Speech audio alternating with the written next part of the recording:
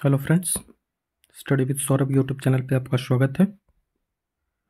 आज हम पर्यावरण और पारिस्थितिकी तंत्र का पार्ट 2 देखेंगे, जो कि पिछले वर्ष में जो प्रश्न पत्र पूछे गए हैं उन्हीं के आधार पे कुछ सिलेक्टेड प्रश्न को देखेंगे। तो पिछले पार्ट में मैंने क्वेश्चन 1 से लेके 20 तक डिस्कशन किया था और आज 20 से 40 तक क्वेश्चन को डिस्कस करेंगे इस पार्ट में। ये वीडियो बिहार एसएससी सीजीएल री एग्ज़ाम, बिहार दरोगा, एसएससी और जितने भी आने वाले एग्ज़ाम्स हैं जैसे बिहार पुलिस हो गया, यूपी पुलिस हो गया, जिनकी वैकेंसी आने वाली है, कोई भी एग्ज़ाम हो जिसमें पारिस्थितिकी तंत्र से यदि सवाल आता है तो ये वीडियो आप उसके लिए बहुत ही हेल्पफुल रहेगा। यदि आपको वीडियो अच्छा लगता हो तो हमारे चैनल को सब्सक्राइब करें, वीडियो को लाइक शेयर कमेंट ज़रूर करें और अपने दोस्तों को हमारे चैनल के बारे में ज़रूर बताएं।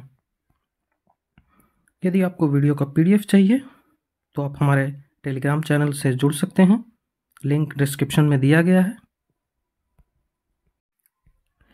तो आइए पहले क्वेश्चन से वीडियो की शुरुआत करते हैं। ये 21वां नंबर क्वेश्चन है। ये कहता है कि किसी निश्चित क्षेत्र में प्राणियों की संख्या की सीमा जिसे पर्यावरण समर्थन कर सकता है, मतलब जिसे पर्यावरण वहन कर सकता है, उसे क्या कहते हैं? तो वो वहन क्षमता कहलाती है। क्या कहलाती है? वहन क्षमता। वहन क्षमता का मतलब हुआ कि जैसे एक व्यक्ति है जो एक परिवार में 4 व्यक्ति हैं जिसमें से एक सदस्य कमाता है, तो यदि वे 4 को वहन कर सकता है, अपने पैसे से 4 लोगों को खिला सकता है, लेकिन यदि 5वां व्यक्ति इसमें आके जुड़ जाता है तो इसका पैसा जो है उसे खिलाने के लिए सक्षम नहीं पड़ता है, ये सक्षम नहीं पड़ता है। तो ये जो हो गया, इससे एक्सीड कर गया इसके इनकम से। तो यही होता है पर्यावरण में भी कि यदि पर्यावरण में इससे ज़्यादा जनसंख्या हो जाए, चाहे वो जानवर हो, मनुष्य हो, कुछ भी हो, एक लिमिट से जब ज़्यादा जनसंख्या बढ़ जाती है तो उसको पर्यावरण जब सक्षम नहीं होता है करने में, तो वो वही कहलाती है कि जनसंख्या जो है, या कोई भी हो, वर्ड हो या कुछ भी चीज़ की जनसंख्या बढ़ती है तो वो जब एक्सीड कर जाती है तो जिसके कारण वो पर्यावरण उसके संसाधनों को वहन नहीं कर सकता, तो उसे वहन क्षमता कहते हैं। जो चीज़ मैंने बताया उसी को इस स्लाइड में मैंने लिख दिया है। जो कैरिंग कैपेसिटी होता है वो अधिकतम क्षमता होती है जिसको परितंत्र जो है वो अपने संसाधनों के साथ पोषण प्रदान कर सकता है, इससे अधिक नहीं कर सकता है। नेक्स्ट क्वेश्चन है कि परितंत्र की घटती उत्पादकता के क्रम में निम्नलिखित का व्यवस्थित करें। घटती उत्पादकता के क्रम में डिक्रीजिंग ऑर्डर में, तो सबसे ज़्यादा प्रोडक्टिविटी किसकी होती है? तो सबसे ज़्यादा प्रोडक्टिविटी जो है वो मैंग्रोव की होती है, उसके बाद घास स्थल की होती है, फिर झील की होती है, फिर महासागरों की होती है। ये प्रोडक्टिविटी होती है। प्रोडक्टिविटी जो होती है, प्रोडक्टिविटी वो एक जो कोई भी हो, जैसे प्लांट हो, तो वो एनर्जी के लिए जितने भी सोर्सेस से उसे उत्पन्न करती है, जो पेड़ एनर्जी के लिए जितने भी सोर्सेस, वो सब उसकी प्रोडक्टिविटी कहलाती है। जैसे प्रोडक्टिविटी को देख सकते हैं कि जो प्रोडक्टिविटी होता है वो बायोमास पे आधारित होता है। तो जो बायोमास सोर्स हैं वो क्या होता है? तो फॉरेस्ट का जो जितने भी क्रॉप्स हैं, उसके रेसिड्यू है वो हो गया, एग्रीकल्चर क्रॉप्स हैं वो हो गया, सीवेज हो गया, ये सब से जितने भी एनिमल्स हो गए, एनिमल के जैसे गोबर, इससे ईंधन प्राप्त किया जा सकता है, मतलब जिससे ऊर्जा उत्पन्न किया जा सके, ये बिजली उत्पादन के लिए ईंधन को प्राप्त किया जा सके, वो होता है बायोमास। ठीक है, वो बायोमास कहलाता है। जैसे फसलों में कृषि अवशेष हो गए, ये सब का यूज होता है, तो ये बायोमास कहलाता है। तो प्रोडक्टिविटी का मतलब वही होता है कि कौन कितना बायोमास उत्पन्न कर सकता है। तो सबसे ज़्यादा बायोमास उत्पन्न करता है मैंग्रोव, उसके बाद घास स्थल मतलब ग्रासलैंड, उसके बाद झील, तब महासागर। जितनी चीज़ें को मैंने बताया उसी को यहाँ पे टाइप भी मैंने कर दिया है। तो जो उत्पादकता जो होती है, उत्पादकता को कहते हैं कि पारिस्थितिकी तंत्र में कोई बायोमास है, जो बायोमास मैंने डिफाइंड किया उसी में जो बायोमास है वही उसको संदर्भित करता है। उसकी दर होती है, उसका जो यूनिट होता है, कितने यूनिट होता है, इसको संदर्भित करती है वही बायोमास कहलाता है। और बायोमास का जो प्रोडक्टिविटी जो होते हैं उसका यूनिट होता है mass per unit volume per unit time. Mass per unit volume per unit time, इसे याद रखें, mass per unit volume per unit time, ये बहुत ज़रूरी है। और दो टाइप्स के प्रोडक्टिविटी होते हैं, प्राइमरी और सेकेंडरी, इतना जानना ज़रूरी नहीं है। जो प्रोडक्टिविटी ऑफ इकोसिस्टम है जो मैंने बताया उसी को यहाँ टाइप किया हुआ है कि the percentage of energy that enters in ecosystem in the form of biomass at a particular trophic level is term at productivity. जो बताया उस चीज़ को यहाँ मैंने टाइप कर दिया है हिंदी इंग्लिश दोनों में। नेक्स्ट क्वेश्चन है कि निम्नलिखित में से किसको पारिस्थितिकी संतुलन के संबंधित नहीं है। कौन ऐसा है जो पारिस्थितिकी को संतुलन से संबंधित नहीं है? तो जो औद्योगिक प्रबंधन है ये पारिस्थितिकी के संतुलन से संबंधित नहीं है। लेकिन यदि आप जल को प्रबंधन करते हैं तो ये पारिस्थितिकी को संतुलित करते हैं। वन रोपण करते हैं तो पारिस्थितिकी को आप संतुलित करते हैं। वहीं वन्य जीव की सुरक्षा से भी पारिस्थितिकी संतुलन होता है। लेकिन औद्योगिक प्रबंधन से पारिस्थितिकी संतुलन नहीं होता। इससे तो इंडस्ट्री जो होता है इससे मानव अपनी विकास की ओर बढ़ता है। तो ये इसका आंसर सी होगा। नेक्स्ट क्वेश्चन है कि पर्यावरण से क्या अभिप्राय है? पर्यावरण का मतलब क्या है? तो पर्यावरण एक बहुत ही बड़ा क्षेत्र होता है, ये कोई छोटा सी बात नहीं है। पर्यावरण जो होता है इसमें भूमि, जल, वायु, पौधे एवं पशुओं की प्राकृतिक दुनिया जो इसके चारों ओर अवस्थित है ये सारे पर्यावरण में आते हैं। दूसरा ऑप्शन है कि यह संपूर्ण दशाओं का योग जो व्यक्ति को उस समय बिंदु पर घेरे हुए होती है, यह भी सही है। और भौतिक, जैविक, अजैविक, सांस्कृतिक, यहाँ तक कि सांस्कृतिक को भी इसमें लिया जाता है। अंतःक्रियात्मक व्यवस्था जो अंतर संबंधित होते हैं, सारे जो चीज़ हैं वो एक दूसरे से संबंधित होते हैं, ये सब चीज़ को पर्यावरण कहता है। एक व्यक्ति है जो जितने भी चीज़ों से घिरा होता है उसे ही इकोसिस्टम बोलते हैं। ठीक है, तो इसका आंसर बनेगा डी, उपरोक्त सभी। नेक्स्ट क्वेश्चन है कि निम्नलिखित में से कौन सा एक इकोसिस्टम शब्द को सबसे अच्छी तरह से डिफाइन करता है? तो एक दूसरे के अनुनय करने वाले जीवों का समुदाय है।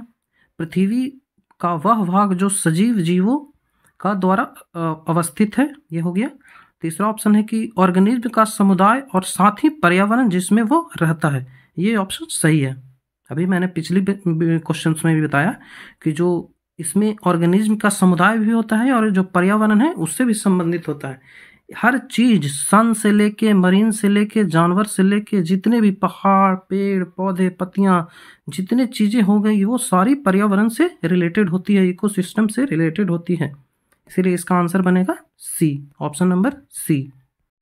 इस स्लाइड में देख सकते हैं जैसे सनलाइट हो गया, ये सब इकोसिस्टम का पार्ट है। माउंटेन्स हो गए, इंसेक्ट्स हो गया, एनिमल्स हो गया, जितने भी पॉन्ड हो गए, वहीं पॉन्ड के अंदर भी जैसे होता है, जैसे मैंने बताया था पिछली वीडियो में भी, अगर आपने नहीं देखा है तो जाकर देखिए। फाइटोप्लैंक्टन होता है, उसके बाद जू प्लैंक्टन होता है, यह सारा अंदर होता है।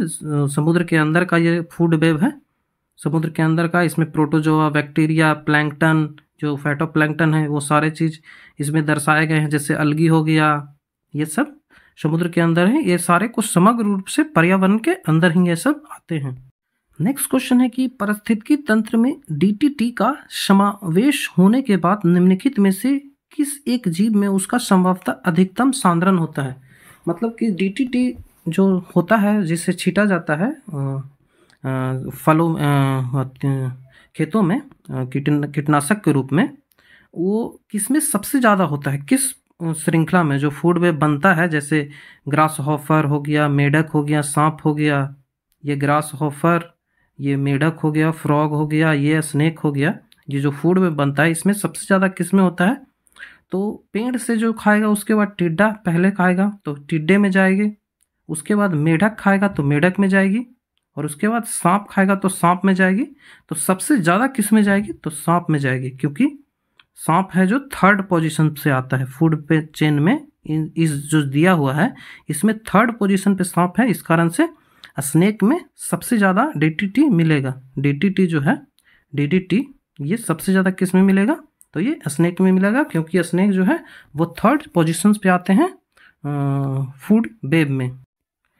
जो बताया उसी को यहाँ टाइप है। जो डीटीटी रसायन होता है जो जैविक रूप से कभी नष्ट नहीं होता है, ये तो ये जो होता है वो तृतीय स्तर पर सबसे अधिक मिलेगा। और चूंकि सांप जो है, जैसे देखिए प्रोड्यूसर जो है इससे ग्रास हॉफर, घास से खाया, ग्रास हॉफर के बाद यहाँ आया फ्रॉग, फ्रॉग से आया सांप, तो सांप थर्ड पोजीशन पे आया। तो यहाँ सबसे ज़्यादा मिलेगा कंसंट्रेशन डीटीटी का। नेक्स्ट क्वेश्चन है कि पारिस्थितिकी अस्थाई मितव्ययिता है, यह कथन किस आंदोलन का नारा था? पारिस्थितिकी अस्थाई मितव्ययिता है, यह कथन किस आंदोलन का था नारा? तो ये था चिपको आंदोलन, जो कि वर्तमान उत्तराखंड और तत्कालिक उत्तर प्रदेश का एक आंदोलन था जो पेड़ बचाने के लिए वहाँ किया गया था। कौन सा आंदोलन? तो चिपको आंदोलन। चिपको आंदोलन जो था वो उत्तराखंड, जो तत्कालिक उत्तर प्रदेश था उसमें, अब तो इसे उत्तराखंड में बांट दिया गया है।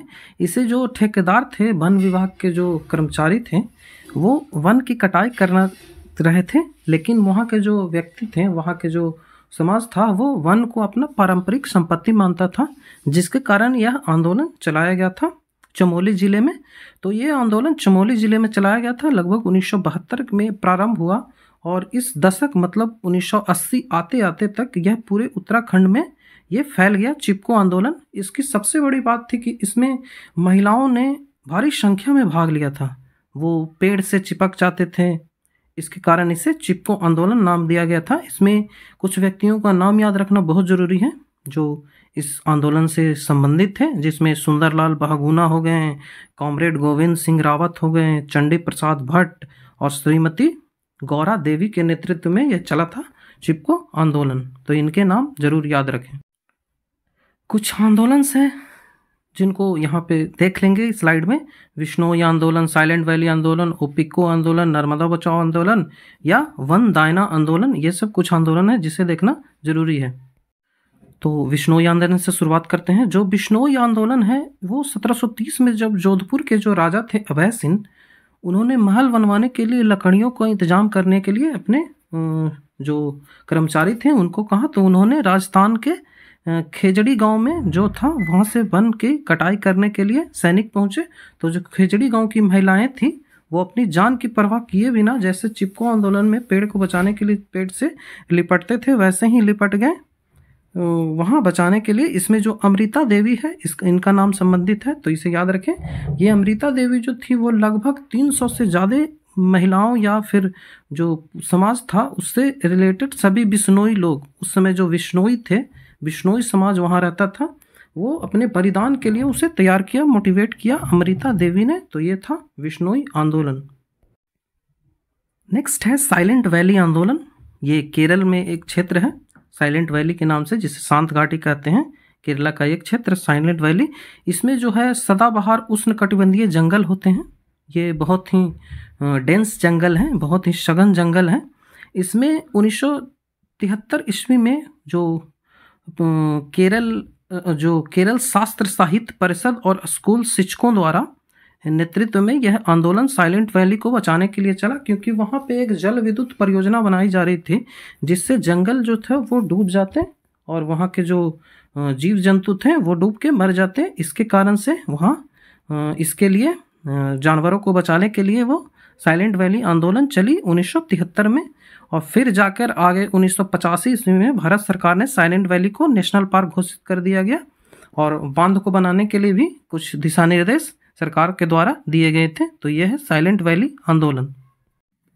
नेक्स्ट है ओपिको आंदोलन 1973। ओपिको आंदोलन है, इसे जो ये पश्चिमी घाट जो है कर्नाटक, ये कहा जाता है कि कर्नाटक का ये चिपको आंदोलन था।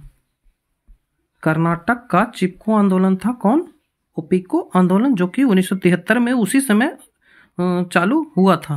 जो ओपिको आंदोलन में इससे संबंधित जो नाम है ये याद रखें, पांडुरंग हेगड़े। पांडुरंग हेगड़े। तो ये भी वनों की कटाई के खिलाफ ही आंदोलन था। ओपिको आंदोलन कहाँ था? कर्नाटक में। नेक्स्ट है नवदान्या योजना। ठीक है, नवदान्या आंदोलन, जो कि 1982 में नवदान्या आंदोलन ये दिल्ली में चलाया गया था। ये जो था वो जैविक कृषि उर्वरक और जैविक बीज के प्रयोग को बढ़ाने पे ये बल दिया गया था, जिसमें वंदना शिवा के द्वारा चलाया गया था। नाम याद रखें, वंदना शिवा। 1982 में दिल्ली के क्षेत्र में चलाया गया था नवदानिया योजना। ठीक है। नेक्स्ट है नर्मदा बचाओ आंदोलन, जो एक महत्वपूर्ण आंदोलन था जिसमें नर्मदा नदी पे जो बांध बन रहा था मध्य प्रदेश और उस जो क्षेत्र था उस क्षेत्रों में, मध्य प्रदेश के क्षेत्रों में 1989 ईस्वी में नर्मदा पर बहुउद्देशीय परियोजना बन रही थी, जिससे वहाँ के वन हो वो और आदिवासी जनजाति हो, उन सबको बहुत नुकसान हो रहा था। इसी के विरोध में 89 के लगभग में बाबा आमटे, मेधा पाटेकर और अरुंधति रॉय के द्वारा इस आंदोलन को चलाया गया था, जिससे जो बहुउद्देशीय परियोजना बन रही थी, जो सरदार सरोवर बांध उससे रिलेटेड जो था, उसको रोक के लिए, जो कि मध्य प्रदेश और गुजरात को बहुत लाभ पहुंचता। लेकिन उसी समय ये आंदोलन चला था बाबा आमटे और मेधा पाटेकर और अरुंधति राय के द्वारा, जो कि लेकिन अब सरदार सरोवर बांध है ये अब चालू हो गया है, हाल ही में चालू हुआ है, जिससे कई लाभ मिल रहे हैं वहाँ के कृषि समाज को, और कई जगह पीने का पानी भी मिल रहा है और जल विद्युत परियोजना भी इस पे बनाई गई है। तो ये जो सरदार सरोवर बांध था इसके लिए रोक लगाई गई थी नर्मदा बचाओ आंदोलन में। जो सरदार सरोवर बांध है ये दुनिया का सबसे बड़ा दूसरा बांध बन गया है सरदार सरोवर बांध। ठीक है, दुनिया का सबसे दूसरा बांध बन गया है बड़ा सरदार सरोवर, जिसकी लंबाई 1.2 किलोमीटर है। ठीक है, इससे पेयजल की आपूर्ति होगी और विद्युत उत्पन्न किया जाएगा, और ये नवगांव के पास नर्मदा नदी में बनाया गया है, जो कि एक ग्रेविटेशनल बांध है। ठीक है, इससे 4 राज्यों को लाभ मिलेगा। ये सवाल पूछा गया है बिहार दरोगा में, तो इसे याद रखें किस किन को लाभ मिलेगा। गुजरात को मिलेगा, मध्य प्रदेश को मिलेगा, महाराष्ट्र और राजस्थान को पानी और बिजली से इसमें लाभ मिलेगा। बांध की यदि बात आती है तो 3 गॉर्जियर डैम, जो कि सबसे बड़ा डैम है, यांगसी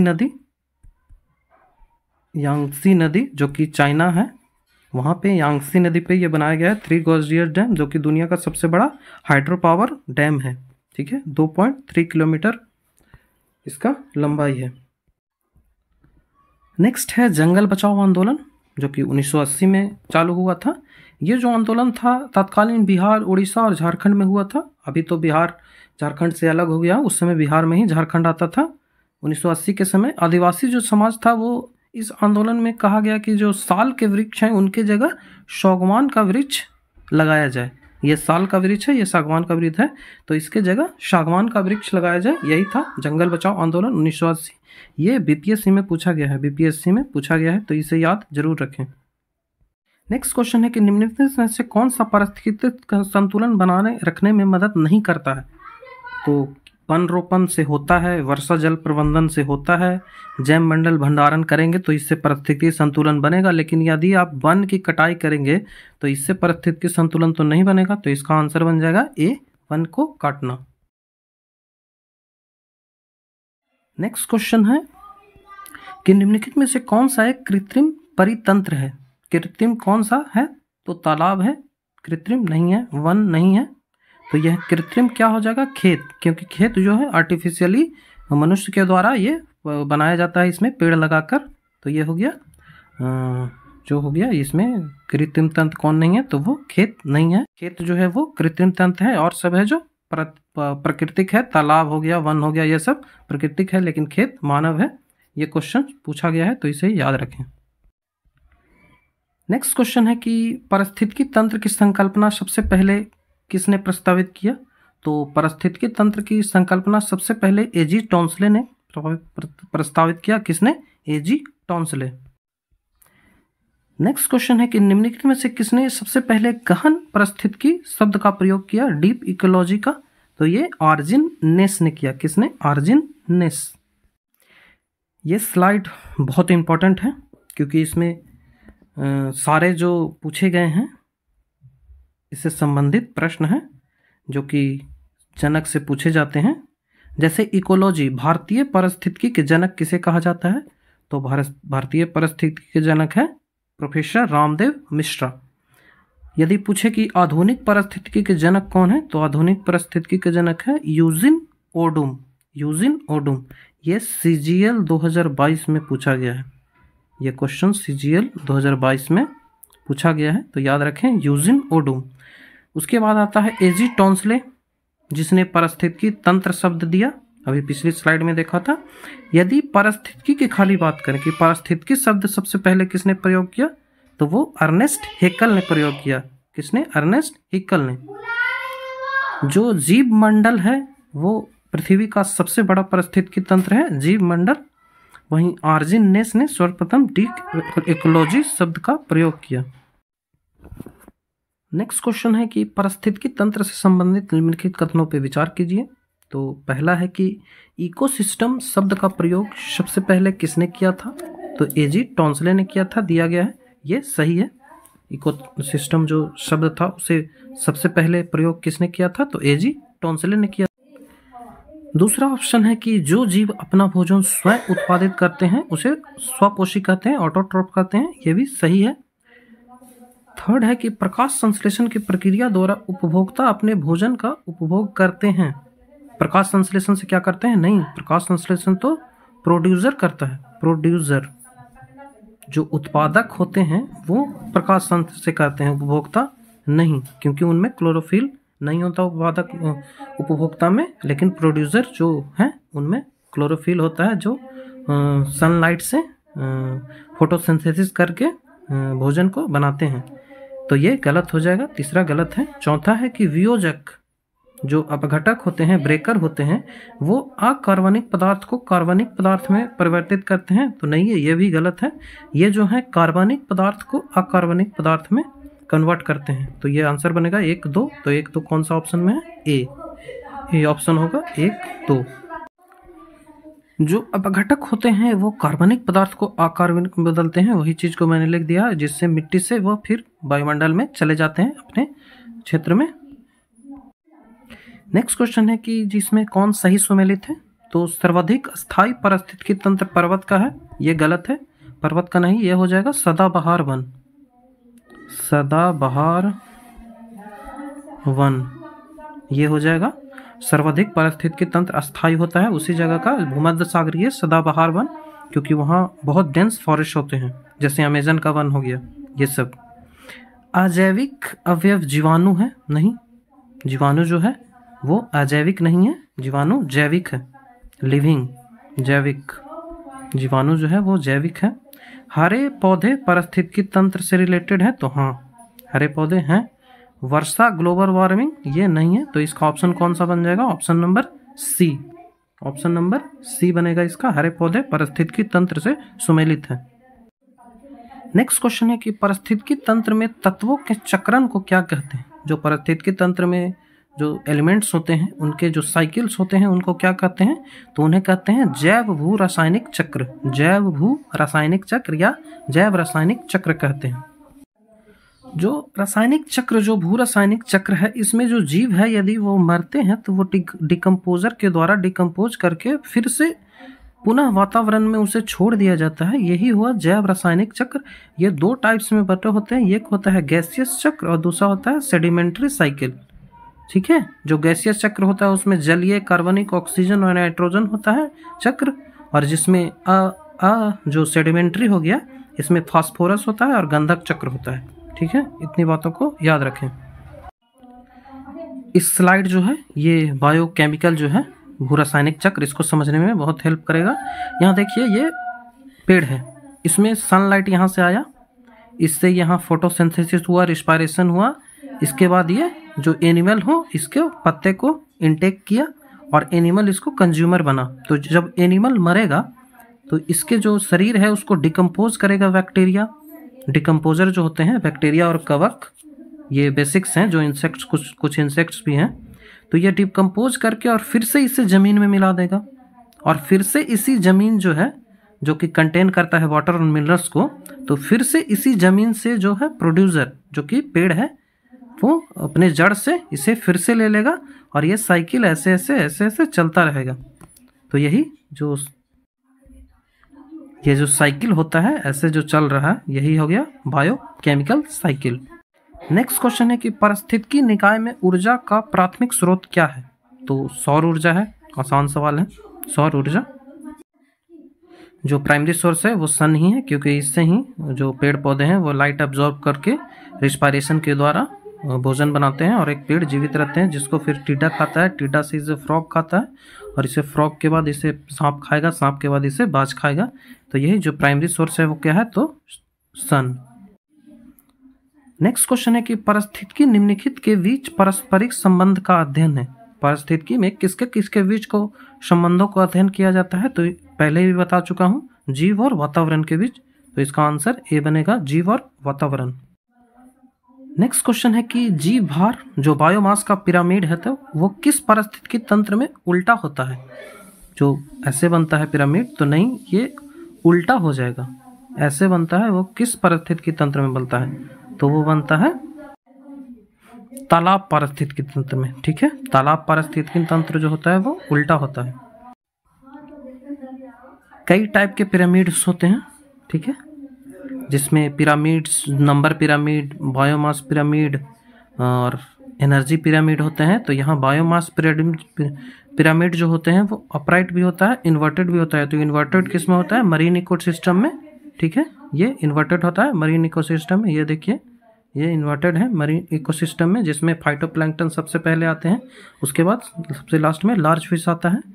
वहीं जो नंबर है, इसमें ओनली ट्री इकोसिस्टम जो होता है वो नंबर पिरामिड में उल्टा होता है, और कोई उल्टा नहीं होता है। तो दो ही चीज याद रखें कौन कौन सा इन्वर्टेड होता है। तो यदि नंबर पिरामिड की बात करें तो नंबर पिरामिड में जो ट्री इकोसिस्टम होता है वो उल्टा होता है, और बायोमास पिरामिड में मरीन इकोसिस्टम जो होता है वो उल्टा होता है, और एनर्जी पिरामिड जो होता है वो उल्टा नहीं होता है। ठीक है, एनर्जी पिरामिड हमेशा सीधा बनता है। नेक्स्ट क्वेश्चन है कि निम्नलिखित में से कौन सा विश्व का विशालतम पारिस्थितिकी तंत्र है। तो सबसे बड़ा पारिस्थितिकी तंत्र कौन सा है, तो वो समुद्र पारिस्थितिकी तंत्र सबसे बड़ा है, क्योंकि वो घास के मैदान से भी बड़ा है, पर्वत से भी बड़ा है। ठीक है, इसमें जैसे लगभग 79% जो है वो वाटर ही है और 21% जो है वो लैंड है। इसके कारण इसका आंसर ए बनेगा, समुद्र। नेक्स्ट क्वेश्चन है कि भारत में पारिस्थितिकी असंतुलन का निम्नलिखित में से कौन सा सबसे प्रमुख कारण है। तो मरुस्थलीकरण ये भी कारण है, बाढ़ एवं अकाल भी है, वर्षा का परिवर्तन भी है, लेकिन वन उन्मूलन सबसे ज़्यादा है। यदि वन उन्मूलन होगा तभी वो मरुस्थल में परिवर्तित होगा, और उसके बाद ही यदि अकाल उसी के बाद आएंगे, बाढ़ तो अलग चीज़ हो गई, और वर्षा का परिवर्तन भी वन की कटाई से ही होगा। तो इसका वन उन्मूलन होगा आंसर। नेक्स्ट क्वेश्चन है कि घास स्थलों में वृक्ष पारिस्थितिकी अनुक्रम के अंश के रूप में किस कारण घासों को प्रतिस्थापित नहीं कर सकते हैं।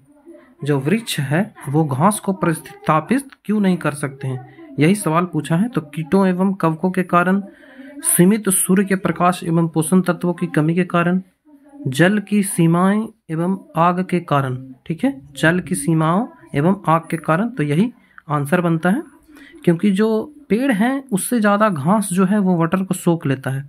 जो घास पारिस्थितिकी तंत्र है वो जल्दी वाटर को सोखता है, वहीं घास में आग लगने के चांस भी बहुत कम होते हैं।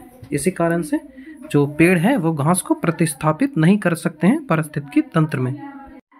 वही चीज़ यहाँ स्लाइड में लिखा गया है, जो घास है वो जगह क्यों नहीं ले सकते, क्योंकि जो घास से अधिक पानी की आवश्यकता होती है और इनमें अन्य प्रजातियों के लिए पानी की कमी हो जाती है, तो पेड़ की जगह घास नहीं ले सकते। ठीक है, और साथ ही पेड़ों में आग लगने का खतरा बहुत ज़्यादा होता है और आग तेजी से फैलते हैं। इन कारण से पेड़ पारिस्थितिकी अनुक्रम के हिस्सा के रूप में घास का स्थान नहीं ले सकता है। तो दोनों आग और जल इसका कारण बनेगा। तो हमने ये 20 सवाल देखे हैं आज, जो कि आने वाले एग्ज़ाम बिहार एसएससी री एग्ज़ाम जो होगा सीजीएल का, या बिहार दरोगा हो, एसएससी का कोई भी एग्ज़ाम हो, रेलवेज हो, अदर एग्ज़ाम जितने भी हो, उसमें पारिस्थितिकी तंत्र से सवाल आएंगे और वो इसी आधार होंगे, या तो यही प्रश्न होंगे या फिर एक्सप्लेनेशन से ही होंगे। यदि आपको वीडियो अच्छा लगता हो तो हमारे चैनल को सब्सक्राइब करें, वीडियो को लाइक करें, कमेंट करें। वीडियो का पीडीएफ चाहिए तो आप टेलीग्राम चैनल से जुड़ सकते हैं, वहाँ आपको वीडियो का पीडीएफ मिल जाएगा। वीडियो को लाइक ज़रूर करें, कमेंट ज़रूर करें आपको वीडियो कैसा लगा। Thank you.